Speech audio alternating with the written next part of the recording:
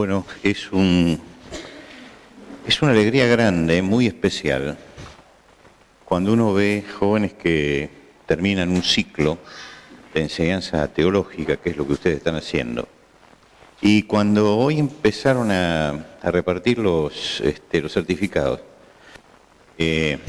hizo una broma Américo sobre qué iba a decir yo, ¿no? Recordé algo muy importante, que hace muchos años, mejor que no diga cuántos, ¿no? Pero casi 50 años atrás, había una resistencia tremenda en los Hermanos Libres por tener un instituto bíblico. Tan grande que yo estuve en la reunión donde se discutió esto y se luchó a brazo partido por esto. Y yo era un hombre joven, muy joven, pero claro, yo empecé a predicar a los 17 años, así que creo que debía tener 22 años, una cosa así, 23, y entramos en la lucha de discutir de que lo necesitábamos. Y gracias a Dios, esa noche, después de mucho discutir y de mucho hablar, convencimos a los más remisos de que se necesitaba una formación sistemática. Y yo fui alumno del primero de los institutos bíblicos Jorge Mura. Y recuerdo que tuve como profesores a Abel Andrés, a Raúl Caballero Yocú, a Gilberto Colosimo, a Aníbal Palazzo, a don Alfredo Hahn, que no sé si alguno de ustedes se acuerda de él, don Alfredo Hahn. Glorioso en los contenidos que tenía, pero en un tono que nos hacía dormir. ¿No? Era su característica. No hacía ningún gesto, no movía nada. Recuerdo que un día estábamos como buenos alumnos, estábamos tratando de encontrarle a ver que si hacía un gesto, y en la hora que habló así todo el tiempo, en voz monocorde, en un momento levantó la mano. Y fue para nosotros, bueno, logramos que haga un gesto. Pero gracias a Dios, por supuesto que no nos dieron ningún certificado ni nada, para que no creyéramos esa tontera, ¿no? Pero es un buen comienzo, y yo creo que ha sido muy importante en mi vida ese comienzo. Vamos a hablar esta tarde acerca del perfil del discípulo en el siglo XXI, y los invito a que abramos la Biblia en el Antiguo Testamento, en el profeta Daniel. El profeta Daniel, en el primer capítulo. Profeta Daniel, el primer capítulo.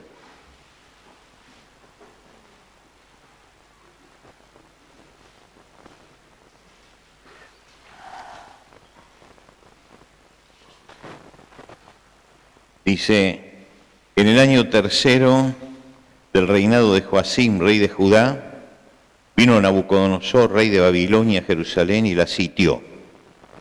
Y el Señor entregó en sus manos a Joacim, rey de Judá, y aparte de los utensilios de la casa de Dios, y los trajo a tierra de Sinar, a la casa de su Dios, y colocó los utensilios en la casa del tesoro de su Dios. Y dijo el rey Aspenaz, jefe de los eunucos, que trajese de los hijos de Israel, del linaje real, a los príncipes, muchachos en quienes no hubiese tacha alguna, de buen parecer, enseñados en toda sabiduría, sabios en ciencia y de buen entendimiento, e idóneos para estar en el palacio del rey, y que les enseñase la ley y las letras y la lengua de los caldeos. Y le señaló el rey ración para cada día de la provisión de la comida del rey y del vino que él bebía, que los criase 3 años para que al fin de ellos se presentasen delante del rey. Entre estos estaba Daniel, Ananías, Misael y Azarías, de los hijos de Judá. A estos el jefe de los eunucos puso nombres. Puso Daniel Belsasar, a Ananías Sadrac, a Misael Mesac y a Azarías Abed-nego. Y Daniel propuso en su corazón no contaminarse con la porción de la comida del rey, ni con el vino que él bebía. Pidió por tanto al jefe de los eunucos que no se le obligase a contaminarse. Vamos a detenernos aquí en la lectura de la palabra de Dios, y voy a recurrir a una vieja historia para que comprendamos más o menos lo que quiero decir. voy a usar los nombres griegos, no los hebreos. Ustedes habrán escuchado y habrán leído acerca de Ulises. Ulises, cuando termina la guerra de Troya, durante 11 años va navegando porque va a buscar a Ítaca, que es su casa, donde está su esposa, Penélope, donde está su hijo Telémaco, y va navegando allí. Y entonces toda la Odisea es la historia de ese viaje que dura 11 años. Llegó bastante tarde a la casa, después de 11 años de terminar la guerra de Troya. Pero resulta que es interesante porque los griegos en la Ilíada y la Odisea reflejaron dos aspectos de la vida. En la Ilíada la vida es una lucha permanente, es una lucha continua. Y en la Odisea la vida es un viaje. Y allí narraban cómo la vida era un viaje. Y resulta que Ulises va parando en diferentes islas, y en cada isla se encuentra un problema. Por ejemplo, la primera isla que para es la isla de los lotófagos, comen loto. Y los marineros de Ulises se entusiasman, se acostumbran al loto, y Ulises tiene que ir y convencerlo para que vuelvan porque el viaje sigue. Y cuando llegan a la segunda se encuentran con un cíclope, Polifemo, un cíclope gigante, tiene un solo ojo, los cíclopes tenían un solo ojo, lo hacen prisionero y tienen que hacer toda una aventura para librarse. Y después llegan a la isla de Circe, donde ella convierte a la mitad de los marineros en cerdos y tienen que romper el hechizo. Y después pasan por la isla de las sirenas y tienen que taparse los oídos. Y cuando uno lee eso, dice, Ulises es siempre el mismo, no cambia. Pero tiene una cantidad de alternativas permanentemente diferentes, es decir, tiene que enfrentar alternativas diferentes. Cuando el Señor Jesucristo le dijo a los discípulos, y yo también te digo que tú eres Pedro, y sobre esta roca edificaré mi iglesia, y las puertas del Hades no prevalecerán contra ella, daba una idea de una institución como la Iglesia, firme, sólida, permanente en el tiempo, que triunfa sobre los embates del enemigo. Esta institución, sin embargo, a la que nosotros pertenecemos, es una institución divina, una de las dos instituciones divinas, el matrimonio y la Iglesia, las únicas creadas por Dios, está colocada en el tiempo. Y le pasa lo que le pasaba a Ulises, que cada época plantea problemas diferentes. Cada época los discípulos son siempre los mismos y las demandas son siempre las mismas. Es decir, el libro básico, fundamental, fundacional, es la Biblia. Por lo tanto, la Iglesia tenía siempre la misma base y siempre el mismo objetivo, pero a pesar de que los discípulos son siempre los mismos, que tienen los mismos mandamientos, que tienen las mismas enseñanzas, las mismas demandas, el panorama siempre es diferente. La realidad siempre es diferente. Cuando yo era chico cantábamos en la escuela dominical, cantábamos un himno. Había un libro que no sé si los más viejos se acordarán, era Hosanas. Y Hosanas tenía una cantidad de himnos que se cantaban en la escuela dominical, himnos para chicos, ¿no? Y había uno que se llamaba La Nave Evangelista. Y decía, La Nave Evangelista, ¿lo conocen ustedes? ¿Los jóvenes lo conocen? ¿Sí? ¿También? Se han envejecido ya. Este himno dice, la nave evangelista marcha hacia Canaán, unos embarcan, otros bajan, y parecía un crucero por el Caribe eso. Después descubrimos que no es un crucero por el Caribe, que la Iglesia no es un crucero por el Caribe, que la embarcación sufre muchos embates, sufre muchos cambios, y la Iglesia en el tiempo tuvo que pasar por grandes turbulencias y tuvo que adecuarse a todos los escenarios y trabajar en todas las épocas, en todas las culturas, como escuchamos hoy. La Iglesia tiene que trabajar en todas las culturas, en todos los escenarios, está ubicada en todo esto. Cuando los discípulos comenzaron, el asunto era mucho más fácil, el escenario que tenían era el escenario judío. Entonces, predicaban a los judíos. ¿Y la controversia quién era? Contra los fariseos y los saduceos, con la interpretación de la ley, si es el Mesías o no es el Mesías, la sobrenaturalidad de la fe, la interpretación de la historia diferente que hacían con Esteban, por ejemplo, pero había grandes coincidencias, había cosas que no se discutían en ese momento. Por ejemplo, eran monoteístas, que había un solo Dios, creían tanto los fariseos, los saduceos, como los cristianos también. Que había 10 mandamientos que había que respetar, también lo creían los dos. Que coincidían en los principios morales del matrimonio heterosexual, monogámico, no tenían que discutir ni la idolatría, ni la homosexualidad, ni el incesto, ni el aborto, ni nada de esto. Tenían una gran coincidencia. Pero un día el Espíritu Santo actuó y resulta que se convirtió Cornelio, y cuando se convirtió Cornelio el escenario cambió completamente. Porque ahora había que luchar con gente que no creía en un solo Dios, creía en muchos dioses. Como dijimos esta mañana, lo primero que hizo el apóstol Pablo fue hablarles de Dios a los griegos. Él no empezó como empezaba, por ejemplo, Pedro su discurso cuando decía, o Esteban su discurso. Esteban comenzó diciendo, el Dios de la gloria apareció a nuestro padre Abraham. No podía empezar así, porque esa gente no conocía ni a Abraham, ni al Dios de la gloria. Es decir, fue cambiando el escenario. Dentro de la misma palabra de Dios tenemos escenarios cambiantes y tenían que irse adaptando a todo esto. Y nosotros hoy también, en el siglo XXI, tenemos un escenario cambiante, que ha cambiado. El problema nuestro es que ha cambiado delante de nuestros propios ojos, que ha cambiado y que sigue cambiando permanentemente. Este es un siglo vertiginoso, y a diferencia del pasado, los cambios eran progresivos. En este no es progresivo el cambio, los cambios son espasmódicos, ¿no? Los cambios son bruscos, no permiten que nos adaptemos. Salió el último iPad y ya al año todo lo que aprendí para manejarlo no sirve porque salió uno mejor. Tengo que volver a empezar a aprender. Es decir, los cambios superan la capacidad nuestra de adaptación. Un día Aldous Huxley estaba dando una conferencia en Londres y entonces se quejó porque los ríos de su niñez estaban cubiertos de maleza y ya no se podía ir a bañar a esos ríos. Y dijo, el hombre le extinguió a los conejos, que eran los que mantenían la ecología, atacó la ecología y entonces extinguió a los conejos. Y alguien del público levantó la mano y le dijo, mire, los conejos no estaban aquí, no eran autóctonos. Un día los trajeron, hicieron un gran cambio ecológico, eso. Pero lo que pasa es que cuando usted nació, ya se había reacomodado todo. Y lo que está pasando ahora es que las cosas no se reacomodan lentamente. Los cambios siguen permanentemente y no le damos tiempo a nada a reacomodarse. No tenemos el suficiente tiempo para reacomodarnos.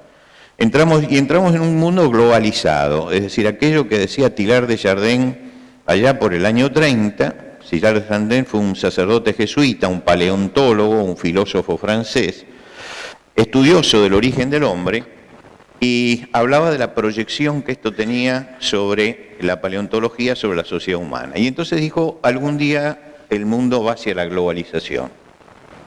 En el año 30 hablar de globalización la Iglesia lo hizo callar, lo tuvo como 20 años callado, 30 años callado, para que no hablara de estas cosas.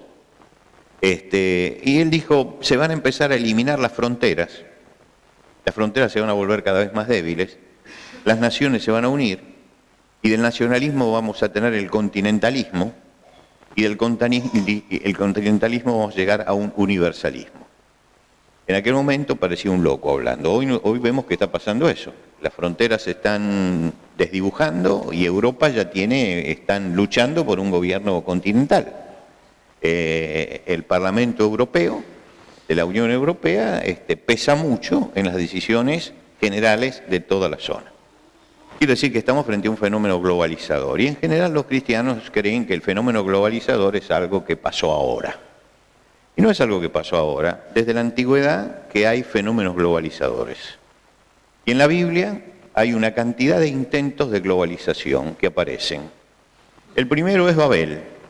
¿Cuál era el intento de Babel? La globalización. Después aparece Babilonia, después los caldeos, los griegos, los romanos, Hitler, Es decir, en la historia no hemos inventado nada. El hecho de querer globalizar el mundo es algo que algunos lo pudieron hacer hasta cierto punto, pero todos lo intentaron. Babel es el símbolo de la globalización, es el símbolo más acabado de la globalización. ¿Por qué? Ellos tenían un programa de unificación. Y ese programa de unificación que aparece allí en el libro de Génesis era este: edifiquemos una ciudad y una torre cuya cúspide llegue al cielo y hagámonos un nombre por si fuésemos esparcidos.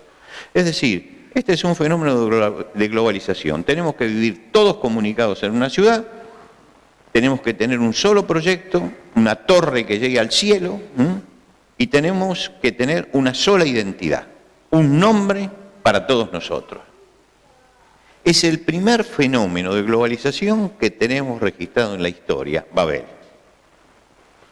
Hoy, claro, el otro gran movimiento de globalización que conocemos, que fue mucho más extendido que Babel, es el del Imperio Romano. El Imperio Romano logró conquistar todo el Mediterráneo, el norte de África y todo el sur de Europa.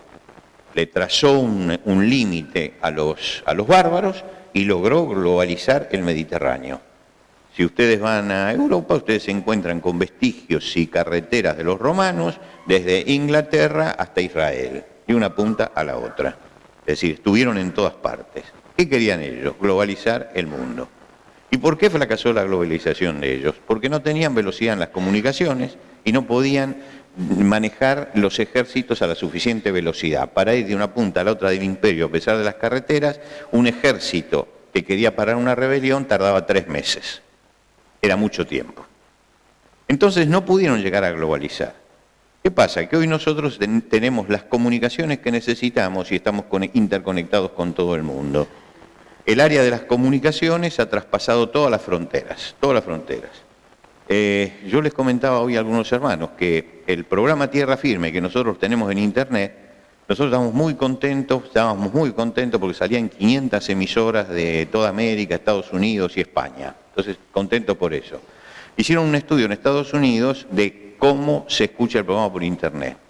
Se escucha en China, en Australia. Usted consigue que haya un centenar de personas, creo que eran 500 personas, que lo estén escuchando en China, que nos estén escuchando en China. Yo cuando lo veía no lo podía creer. Se escucha en Australia, se escucha en Camboya, en África, ¿no? Es decir, se amplió en tal forma que hoy largamos algo en la red y no sabemos hasta dónde llega. No tiene límite. La comunicación, el área de las comunicaciones es uno de los grandes milagros de este tiempo. En el área económica se están unificando los mercados, hay una apertura de las fronteras al comercio y esto ha traído como consecuencia una destrucción de las pequeñas industrias, de las pequeñas y medianas industrias, para que aparezcan grandes pulpos universales que manejan toda la economía. Y en el área moral también se abrieron las comunicaciones y entonces tenemos encontró un caldo de cultivo apto ¿para qué? Para que la inmoralidad llegara a todas partes. Hoy la web, así como lleva el mensaje de Jesucristo y todo lo demás, lleva también un montón de basura que llega a cualquier parte. Lo que quiere decir que se generaliza también la promiscuidad y la inmoralidad. Está sucediendo lo que en el Imperio Romano. El Imperio Romano quiso unificar al mundo alrededor del Mediterráneo, juntó pueblos, culturas, idiomas, religiones, todas diferentes, pero la corrupción moral del imperio terminó con vencerlo. ¿Qué es lo que hace caer el Imperio Romano? No que los bárbaros hicieran fuerza en la frontera, sino que ellos tuvieran una debilidad moral para resistirlos. Esa debilidad moral los hizo caer. Lo mismo le sucedió a Grecia, fue la debilidad moral la que los hizo caer. Y hoy nosotros estamos en un mundo que está debilitado moralmente. ¿Cómo actuar frente a este panorama? Vamos a observar un poco Babilonia. Babilonia es una ciudad de la antigüedad, pero es una ciudad en la Biblia, es una sociedad arquetípica. ¿Qué queremos decir con esto? Que nosotros conocemos a Babilonia como la cabeza del imperio caldeo, lo que está situado entre el Éufrates y el Tigris, que cayó bajo los medos y los persas en el año 539 a.C., pero realmente esa ciudad arquetipo aparece en Génesis con el nombre de Babel, aparece si ustedes estudian bien, se lo tiro a todos los estudiantes para que analicen por qué digo esto, que aparece como el gobierno de Sodoma y Gomorra, también dependía de la zona de Babilonia, y aparece en el libro de Daniel, y aparece en Apocalipsis como la gran ramera. Quiere decir que Babel, Babilonia, va tomando en la Biblia un carácter simbólico. Es el imperio humano que quiere globalizarlo todo. Eso está en las Sagradas Escrituras. El modelo puesto por Dios para que entendamos un poco qué es esto de la globalización. Y por eso vuelve a aparecer en Apocalipsis, porque en el tiempo final vamos a tener exactamente lo mismo. En el libro de Daniel, por eso, es de gran ayuda porque nos enseña varias cosas. En primer lugar, vemos los objetivos de la globalización. Vemos a los hijos de Dios actuando en la globalización. Y vemos los problemas de la globalización. Y quería comenzar con la problemática. ¿Cuál es la problemática? Babilonia se expandió y conquistó todo lo que pudo del mundo conocido en esa época. Tenía el mismo espíritu de Babel. Terminar con la diversidad y construir una sociedad homogénea. Y en medio de esta sociedad homogénea tenían que actuar los discípulos. Ahora, ¿cuál es el perfil que tiene que tener el discípulo? Que es el tema que tenemos que tratar hoy. En primer lugar, hay que tener capacidad, y tenemos que prepararnos para tener capacidad para resistir fuertemente la asimilación. Babilonia intentó destruir la identidad de los jóvenes hebreos. Intentó destruirla, cambiarles la cultura en primer lugar. José Martí, el patriota cubano, decía: injértese nuestra república en el mundo, pero el tronco ha de ser nuestra república. Como diciendo, podemos abrirnos a todo, pero mantengamos nuestra identidad. La globalización hace perder la identidad. Y lo que intenta con los 4 muchachos estos hebreos es hacerle perder su identidad. Ellos estaban determinados por su fe. Y en la fe cristiana, tanto como en la fe hebrea de ellos, tiene una cosmovisión donde Dios está en el centro y todo depende de Dios. Y ellos querían cambiarla por una cosmovisión donde el hombre está en el centro y todo depende del hombre. Esa es la gran diferencia. Es decir, querían cambiarle esta cosmovisión. Y la orden del rey fue, y le dijo el rey Aspenaz, jefe de los eunucos, que les enseñase las letras y las lenguas de los caldeos. ¿Qué les está diciendo? Lo tuyo no sirve. Las letras quiere decir toda la cultura de los caldeos. Le está diciendo, lo tuyo no sirve. Lo que sirve es lo nuestro. Por lo tanto, tenés que cambiar. Tenés que adaptarte a esto que es nuestro. Y la globalización es eso lo que pretende, una sola forma de pensar, una sola forma de hablar y una sola forma de conducirnos. Esto es globalizarnos y globalizarnos moralmente. Quiere decir que lo primero que hay que hacer es resistir esto. Lo segundo, le cambiaron los nombres. Los nombres hebreos que tenían ellos tenían sentido. Los hebreos, cuando ponían un nombre a sus hijos, no pensaban en el nombre que les gustó del último teleteatro, ni de la novela que leyeron, ni de nada de eso. Vieron que hay modas acá. De repente yo tengo en nuestra iglesia, hay un montón de Andreas. Y Celia dice, sí, porque habló Andrea. Digo, decime cuál de ellas. Porque todas nacieron en la misma época donde todo el mundo se llamaba Andrea. Y hay muchos nombres que se repiten así, porque se ponen de moda. Me imagino que dentro de 20 años habrá muchos chicos que se llamen Onur, ¿no es cierto? O una cosa así, porque se puso de moda. Ariel, cuando le pusimos Ariel a nuestro hijo mayor, Ariel quiere decir León de Dios. Se lo pusimos con todo el sentido, pero era el único Ariel que existía. Después hubo un teleteatro donde apareció un Ariel y ya un montón de Ariel más chicos que él que están allí, ¿no es cierto? Quiere decir que hay modas para los nombres. Los hebreos, por el contrario, creaban el nombre, mostrando el sentimiento que tenían hacia sus hijos, y todos los nombres hebreos tienen un significado, la mayoría de ellos relacionados con Dios. Daniel, Misael y estos nombres, en la terminación el que tienen es Dios. Y tienen sentido de homenaje, de rendir la gratitud a Dios. Esos nombres dijeron hay que cambiárselo. Y se lo cambiaron ¿por qué? Por nombres que tenían en su raíz los nombres de los dioses babilónicos. Es decir, les estaban cambiando su Dios. No te podés llamar con el nombre de tu Dios. Tenés que llamarte con el nombre de nuestros dioses. Esto es un cambio de identidad. Y por último le quisieron cambiar la alimentación. Terminar con el concepto de que hay alimentos puros y hay alimentos impuros. Ahora vamos a comer todo, y todo lo que se come acá. Y ustedes saben que Hipócrates dijo, el hombre es lo que come. Lo que come. Quiere decir que lo que come, eso es lo que somos. Y esto es una realidad que trasciende lo meramente alimenticio. El hombre es lo que come. Si está todo el día leyendo a Corín Tellado, está comiendo eso y va a sacar un perfil determinado. Si está todo el día mirando televisión, va también eso lo está comiendo y está modificando su personalidad, su persona. Fíjense ustedes que nosotros no nos damos cuenta, pero en todo momento estamos absorbiendo algo de esta sociedad. Estamos absorbiendo. Yo me siento frente al televisor y absorbo algo de esta sociedad. Abro un libro y absorbo algo. Abro un diario y absorbo algo. Estoy comiendo, pero no en el sentido físico. Estoy comiendo en otro sentido, en el sentido cultural.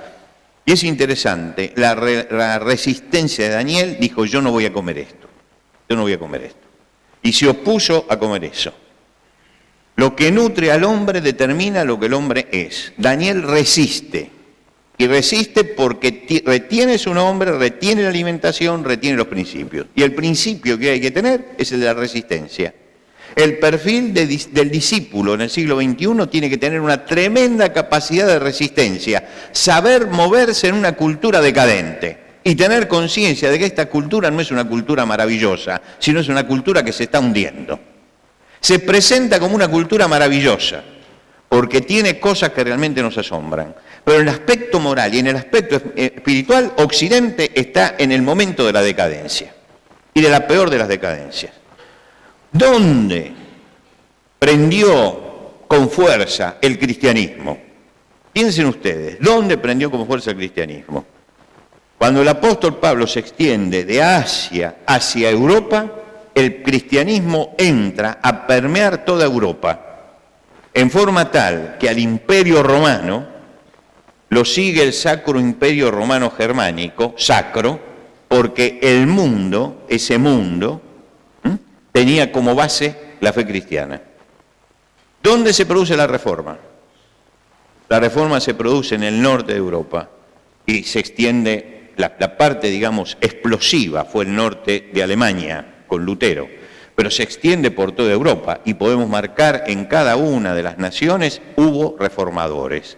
Quiere decir que el resurgimiento de la Iglesia se produce en Europa. ¿Qué pasa hoy en Europa? Hay un libro de André Gluckman. André Gluckman es un pensador francés. Se llama La tercera muerte de Dios. Y él dice, a Dios lo intentaron matar la primera vez en la cruz. Romanos y judíos lo crucificaron. La segunda vez lo quiso matar Federico Nietzsche cuando dijo Dios ha muerto y estableció una filosofía que lo destruyó. Pero la tercera muerte es la que está teniendo en Europa, lo están matando con la indiferencia. Fíjense, el continente este, que fue un continente que dio tantos hombres de Dios, como Martín Lutero, como Juan Calvino, que fundamentaron no solamente Lutero con la salvación por la fe, sino Calvino la primera teología sistemática, realmente se la debemos a él. Todos estos hombres de Dios que trabajaron para Europa durante tantos años y hoy ¿qué pasa en Europa? Vemos que llegó a la decadencia. Y entonces Europa está pidiendo misioneros, lo escuchábamos recién, está pidiendo misioneros.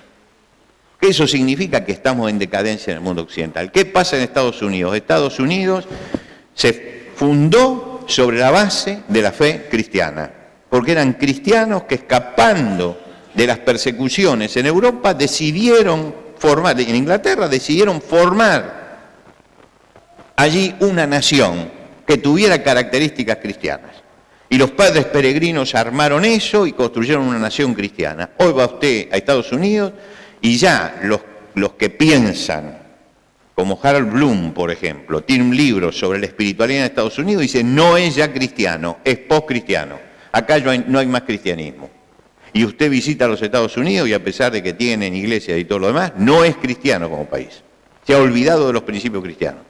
Quiere decir, muchachos, y le estoy hablando a los jóvenes, estamos en una sociedad decadente. Nos puede fascinar la web, la comunicación, la tablet, lo que sea. Pero este es un mundo que se está cayendo.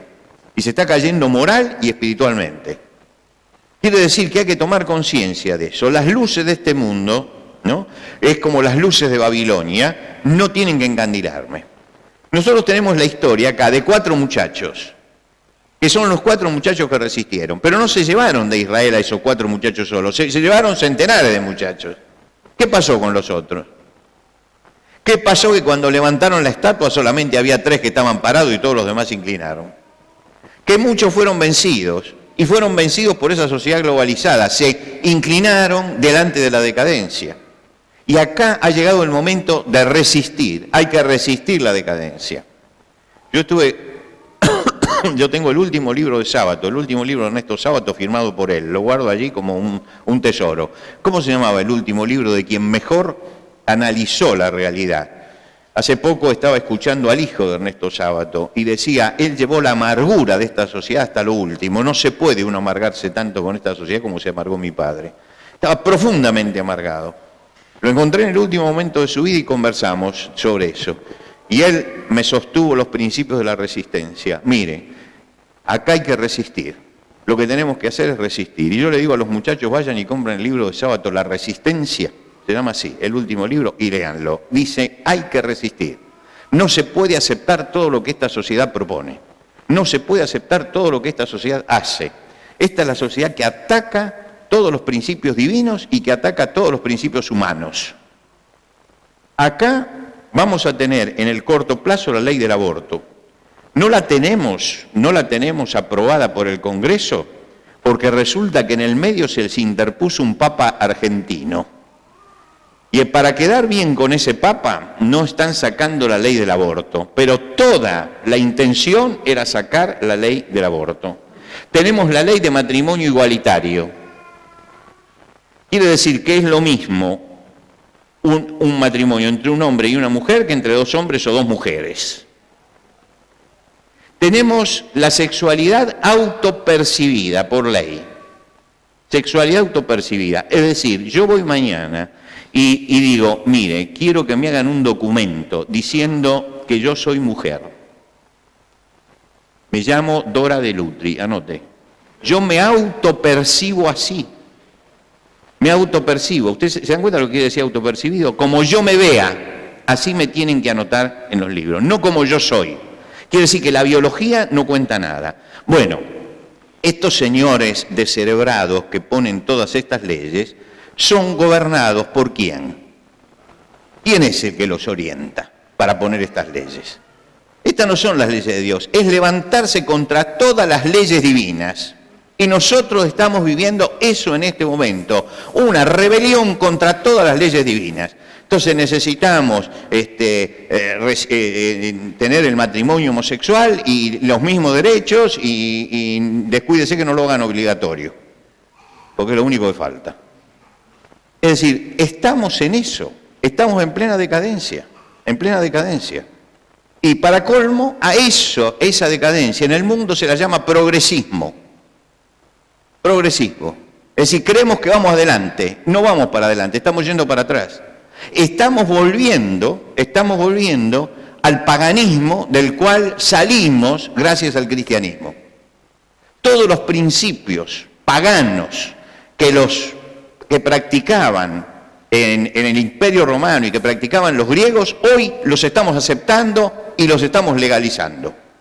Nos asombramos cuando escuchamos que los espartanos, por ejemplo, cuando nacía un niño con algún problema, con debilidad o era más pequeño de lo normal, lo llevaban, todos los niños tenían que pasar por el tribunal de los ancianos de Esparta. Ellos lo miraban y decía, puede vivir. Y si no tenía la contextura, la dimensión que ellos pensaban que era para dar como resultado un hombre normal, lo agarraban al niño y lo tiraban desde el monte Taijeto hacia afuera para que se lo comieran las bestias. Nosotros miramos esos y decimos, ¿qué animales? Nosotros somos los civilizados. No, ahora nosotros lo queremos matar antes que nazca. Entonces, como no lo vemos y como no lo escuchamos gritar, creemos que somos civilizados. Pero no somos civilizados, somos más bárbaros que ellos. ¿Y por qué más bárbaros que ellos? Porque nosotros lo queremos matar refinadamente. Y el aborto es eso, es matar a una persona. Y lo queremos matar refinadamente. Es decir, no lo veo, no va a gritar. No practicamos como practicaban los romanos el infanticidio. Cuando el padre romano le presentaban un hijo y no lo quería, entonces no lo levantaba de la sábana donde estaba. Y ya sabían los que estaban ahí que lo tenían que poner debajo de un poste que se llamaba poste para los expósitos. Y ahí viene el nombre niños expósitos y el apellido Expósito también. Es decir, lo ponían allí. ¿Por qué lo ponían allí? Porque cualquiera podía pasar y entonces se llevaba unos cuantos de estos chicos y se lo tiraba a los cerdos para que lo comiera, o si el chico veía que era un chico robusto, entonces lo llevaba para tenerlo como esclavo, o lo deformaba al chico para tenerlo como exhibición de circo. Esto lo hacían los romanos, eran unos bárbaros, nosotros somos tan bárbaros como ellos. No hay que olvidarse lo que el cristianismo le dio a la cultura occidental, no hay que olvidarse de eso. El primer hospital de la historia lo hicieron los cristianos, el primer leprosario de la historia lo hicieron los cristianos, la primera clínica de escuela de cirugía fue la de Salerno, eran los cristianos. Los cristianos se preocupaban por los enfermos, se preocupaban por los leprosos, todo esto lo dio el cristianismo. No tienen ningún derecho los ignorantes de hoy por tirar abajo todas esas leyes cristianas que los cristianos han puesto dentro de esta sociedad. Y les digo todo esto, muchachos, para que se den cuenta de esto. Estamos frente a una sociedad decadente. Y frente a esta sociedad decadente hay que reaccionar resistiendo. No podemos seguir tolerando lo que estamos tolerando. No podemos seguir tolerando esto. Porque a mí no me interesan las tendencias que tengan los gobiernos. Estoy al margen de toda política. Pero sí creo que como cristianos tenemos que defender los principios de Dios dentro de la sociedad. El principio de Dios, los principios que Dios estableció en la sociedad, de respeto al hombre, de dignificación del trabajo, de respeto por la vida, de respeto por una sexualidad correcta, todas estas cosas las tenemos que mantener. Y nosotros estamos en una sociedad que se está cayendo por ese lado. Pues entonces lo hacemos con mayor refinamiento, los matamos antes, pero los matamos. Ahora seguramente, después de lo que hemos visto en estos días, que no tengo ninguna objeción a hacer lo que se hizo, tal vez pueda explicarlo en algún momento más extensamente, viene la eutanasia. Que la eutanasia es totalmente distinta a la muerte digna, totalmente distinta a la muerte digna, pero ya se están preparando para la eutanasia. ¿Qué quiere decir? Que vamos a entrar a un lugar y cuando esa vida ya, según los cánones de quien está, no tiene el confort como para ser vivida, entonces lo matamos. Los dos extremos de la vida, los dos extremos, los que no son productivos, están en peligro en esta sociedad, están en peligro. El anciano que no es productivo está en peligro porque lo quieren eliminar. Y el niño que no es productivo, entonces también lo matan. Lo único que interesa es el hombre que trabaja y el hombre que produce. Lo demás no se defiende, no se defiende. Entonces estamos en esta sociedad decadente. Yo tengo a mi suegra que hace más de un año que está postrada, es un cadáver prácticamente que respira, la mamá de Celia, y la están atendiendo. Anteayer sacábamos cuenta con Celia, tiene 11 personas que están alrededor de ella, entre el kinesiólogo, todo esto. Si estuviéramos en Europa ya hace un año que no existiría. ¿Por qué? Porque le ponen una inyección. Chao. En nuestro país, un jubilado está cobrando 3.700 pesos. Dígame quién puede vivir con 3.700 pesos. Pero no importa, eso no importa, son los viejos. Y yo lo veo a los viejitos hacer la cola desde las 5 de la mañana en un banco, allí a 2 cuadras de mi casa. Hacer colas desde las 5 de la mañana, esperando que abra el banco para poder sacar el dinero para poder comer ese día. Y eso pasa en nuestro país. Nuestro país. No voy a seguir con esto, no voy a seguir con el 27% de pobres que tenemos en el país del bife y todas estas cosas. Pero estoy realmente indignado porque se están atropellando los principios de Dios. Los principios de Dios. Los principios políticos no me preocupan. Yo no soy ni de izquierda ni de derecha, yo soy de arriba. De arriba. Los principios de Dios se están vulnerando. Hay que resistirlos. Alguien tiene que hablar por los 500.000 abortos por año que hay en la Argentina. 500.000 personas se van por las cloacas anualmente en la Argentina. 50 millones se matan en el mundo por año. Hay que hablar de esto. Esto es una sociedad decadente. En esta sociedad se tolera que usted tenga una religión, porque somos amplios. Se tolera que usted tenga una religión, que usted se adapte a cualquier cosa. Usted sabe que una religión se adapta a cualquier cosa. Lo que molesta es la persona que cree en un Dios personal y tiene ética, tiene moral, tiene principios y tiene un sentido crítico frente a la realidad. Tiene la voluntad de decir sí o no. Y los cristianos tenemos principios morales, principios éticos. Yo escribí durante 20 años en un periódico de Buenos Aires, durante 20 años, la página de opinión, la página 2. La página 2 arriba yo tenía media página con opción a poder usar toda la página. Y habíamos hecho un arreglo con el director del diario, cuando él me pidió si yo podía escribir, y yo le dije sí, pero quiero tener absoluta libertad de decir lo que pienso, porque yo voy a enfocar todo esto como cristiano. Él me dijo, no hay ningún problema, usted lo enfoca como cristiano. Así que hablé y hablé y hablé de todas las cosas que vi durante 20 años. Hace 2 años viene y yo escribí acerca de la inmoralidad de que en la Argentina un juez de la Corte Suprema sea un locador de prostíbulos. Ustedes lo saben eso, ¿no? Pues me llamaron del diario y me dijeron, mire, no se puede escribir más. Me silenciaron. Entonces, cuando alguien me habla de las grandes libertades y todo, le digo, miren, yo soy una víctima, ¿eh? A mí me silenciaron. ¿Me silenciaron por qué? Porque hablé de un pecado. Hablé de un pecado.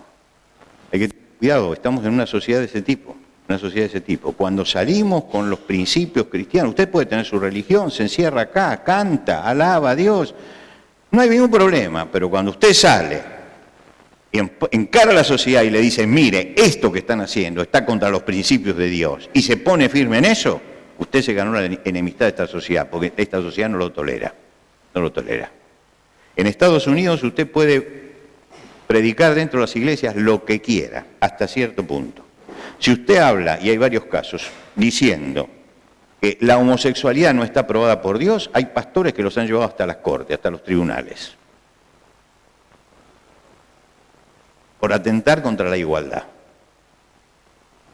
Yo una vez me encontré con un cubano que tenía una cruz colgada así grande. Me llevó a conocer Harlem. Harlem, yo no entro solo, ¿no? Porque Harlem es el barrio donde un blanco está de más. Entonces, busqué a un cubano y este cubano, dice, nos llevó. Y después que hicimos todo el recorrido, le digo, ¿me permite una pregunta? ¿Por qué tiene esa cruz grande? Dice, esa cruz grande la tengo por la rabia que tengo. Porque quiero que alguien me diga algo. Porque acá esto está prohibido.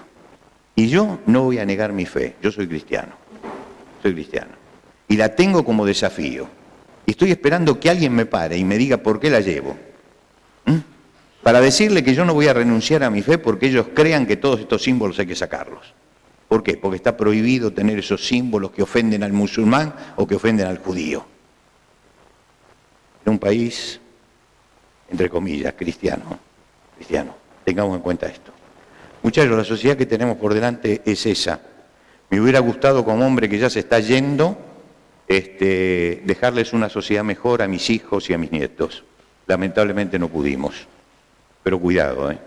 Cuando alguien dice la culpa la tenemos todos, yo digo no, yo no la tengo. Yo hace más de 50 años que vengo luchando por otros principios que no son estos que yo veo hoy en mi país y que veo hoy en el mundo. Así que la culpa no la tenemos todos. La culpa la tienen algunos. Yo quisiera que vos también pudieras decir, la culpa no la tengo yo. Yo luché, yo resistí. Lo que hizo Daniel en ese momento fue resistir. En las sociedades hay dos tipos de hombres, y solamente dos tipos de hombres. Los que se manejan por principios, que son los que frente a los desafíos de la vida dicen ¿qué debo hacer? Son los que tienen imperativos morales, son los que tienen una línea de conducta, son los que tienen principios irrenunciables, son los que tienen compromisos espirituales. Como dice el Salmo 15, el que aún jurando en daño suyo, no por eso cambia. Este es un hombre de principios. Y por otro lado están los que se manejan por conveniencia. Los que dicen frente a las cosas, ¿qué me conviene hacer? ¿Qué me conviene hacer? Y son las dos formas de actuar. En esta sociedad hay muchos que se manejan simplemente por qué me conviene hacer, qué me va a dar más dinero, qué me va a dar más fama, qué me va a dar más poder. Y entonces lo hace. Los cristianos no nos guiamos por eso, nos guiamos por principios. Siempre nos preguntamos qué debo hacer, qué es lo que el Señor dice que yo debo hacer, aunque vaya contra mis intereses, porque hemos llegado a una conclusión, la conclusión de que siempre lo que más nos conviene es hacer lo que Dios dice, siempre. La sociedad globalizada, los que se guían por conveniencia son útiles, son manejables, le colocan una zanahoria delante y el burro corre atrás. Los que se manejan por principio son un problema, no son manejables. Le ponen una zanahoria delante y se paran y preguntan ¿por qué la zanahoria? Si hay algo que no quiere esta sociedad es que preguntemos por qué. No quiere. Tenemos que correr junto con todos. Daniel enseña el principio de ejecutar la fe. Cumplió con su deber. No permitió que lo globalizaran. Fíjense, el Imperio Romano pudo globalizar a todos los pueblos. Pudo globalizar a todos los pueblos. Menos a dos. No pudo globalizar a los judíos. Tuvo problemas con los judíos. Y no pudo globalizar a los cristianos. ¿Por qué? Porque eran dos pueblos que tenían principios, que tenían mandamientos y que no estaban dispuestos a renunciar. Cuando un día Poncio Pilato quiso poner una estatua de César en Jerusalén, esas estatuas estaban en todos lados porque habían hecho del emperador Dios, lo habían deificado, entonces tenían que tener estatuas y rendirle culto.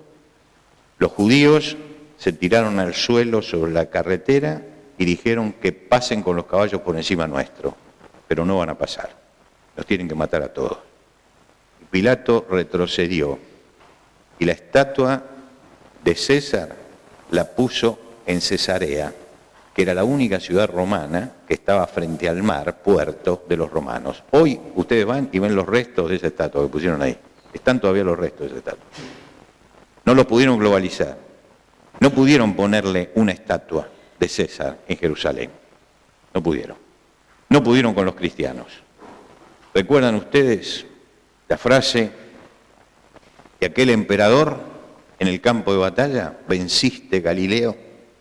Cuando cayó, era el hombre que se había levantado contra Dios y que sintió en ese momento que su muerte en esa batalla era la victoria de Jesucristo sobre su vida. Somos una de las últimas, por no decir la última generación de cristianos comprometidos de la historia. No voy a sacar cálculos acerca de la venida del Señor y todo eso. Todos sabemos que está cerca. Y cada uno de ustedes puede ser la última generación de la historia. Es el momento de resistir. Daniel fue obligado a trabajar bajo gobernantes paganos, con compañeros paganos y en una sociedad pagana. A veces vienen algunos que me dicen, ay pastor, yo quiero cambiar de trabajo porque son todos inconversos. ¿Y qué quiere? El Señor lo puso ahí, vaya y trabaje allí. ¿No? ¿Qué quieren? ¿Trabajar dónde? Bueno, allí tiene que enfrentarse con el mundo, tiene que enfrentarse con la sociedad, tiene que chocar contra eso. Y le va a hacer bien. Entonces, no, yo quisiera un lugar cristiano, le va a hacer mal eso. Vaya y foguéese, porque se forman anticuerpos allí. Anticuerpos. Yo no quise mandar a mis hijos a ninguna iglesia, a ninguna escuela evangélica. Los mandé a la escuela secular. Que vayan y que luchen, que sean diferentes. Y les enseñé a ser diferentes. A que todos hacen esto, pero vos no lo haces, porque sos cristiano. Y a llenarles de eso el pensamiento y el corazón. ¿Para qué? Porque hay que aprender a ser diferentes. No podemos hacer burbujas donde todos somos cristianos, todos somos cristianos, todos somos cristianos y finalmente después salimos al mundo y no sabemos cómo enfrentarlo. No, tenemos que enfrentar al mundo. Entonces, Daniel tuvo que trabajar con gobernantes paganos, con compañeros paganos, con una sociedad pagana. Cumplió con el deber como gobernador cuando fue gobernador, como asesor cuando fue asesor y como segundo del reino cuando fue segundo del reino. Daniel nos deja un mensaje profundo y es este: los indefinidos, los ambivalentes, los que no saben dónde están parados, siempre fracasan. Y los que se definen, los que se juegan, que saben dónde están parados, son los que dejan huellas. Dice Daniel, se puede vencer. Hay que ponerse en las manos de Dios. Uno puede estar en el centro de Babilonia y puede mantenerse puro y puede ser un testigo fiel de Jesucristo. No hay que huir de la realidad. La realidad es esta y es desafiante. Y es maravilloso que sea desafiante. Siempre viene alguno que me pregunta, ¿a usted en qué época le hubiera gustado vivir? Y yo digo, mire, en esta. No hay época más desafiante que esta. En este momento no nos aburrimos nunca, siempre hay un desafío nuevo, siempre hay algo contra que luchar, siempre hay algo que estudiar y que buscar para dar respuesta. Es un momento apasionante. Cuando se cae un imperio, como el imperio occidental se está cayendo, es un momento emocionante de la historia. Lo que pasa es que hay que estar parado, hay que estar de pie. Y tenemos que escuchar la voz de Dios cuando Elías, en la Babilonia de su tiempo, que era Samaria, sintió la presión y empezó a huir hasta llegar a una cueva. Cuando llegó a la cueva, escuchó la voz de Dios que le decía, ¿qué haces aquí, Elías? ¿Qué haces aquí? ¿Qué haces aquí?